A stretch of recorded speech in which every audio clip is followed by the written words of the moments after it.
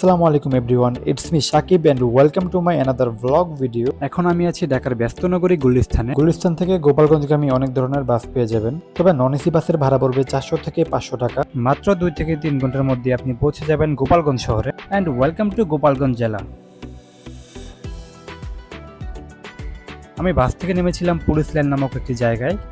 Police line থেকে একটি রিক্সা ভাড়া করে রিক্সা নিয়ে আমি যাচ্ছি উলপুর জমিদার বাড়িতে। এখানে একটি কথা বলে রাখা ভালো, পুলিশ লাইন থেকে আপনি যদি একটি রিক্সা ভাড়া করেন তাহলে রিক্সার ভাড়া পড়বে 100 টাকা।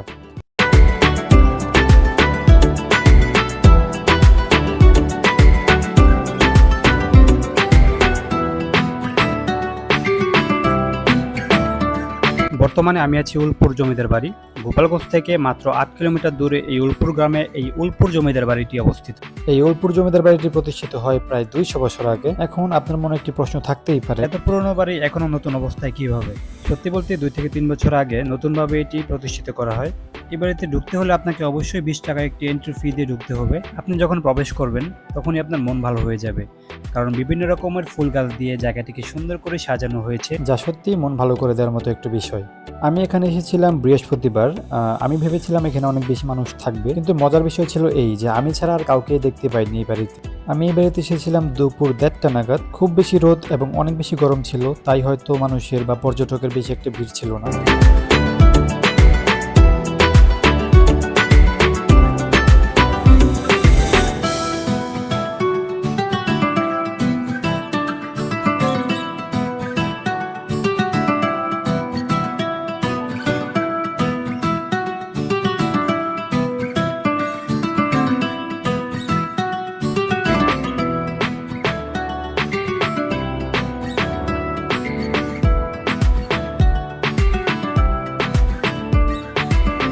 অতি যত্নে ও সুন্দর করে জমিদার বাড়িটি সাজানো হয়েছে। এখানে রয়েছে সুন্দর একটি ঝর্ণা, ঝর্ণার পেছনে রয়েছে একটি দুর্গা মন্দির।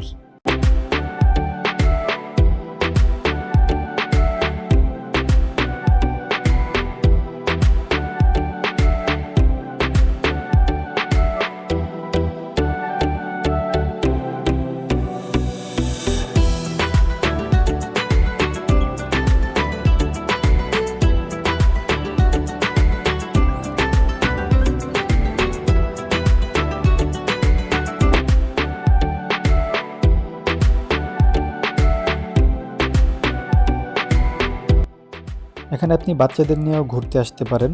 এখানে সম্পূর্ণ ফ্রিতে বাচ্চাদের কিছু রাইড ছিল, যেখানে বাচ্চারা আসলে সহজেই খেলা করতে পারবে, অ্যান্ড অফকোর্স তাদের সময়টা খুব ভালো যাবে।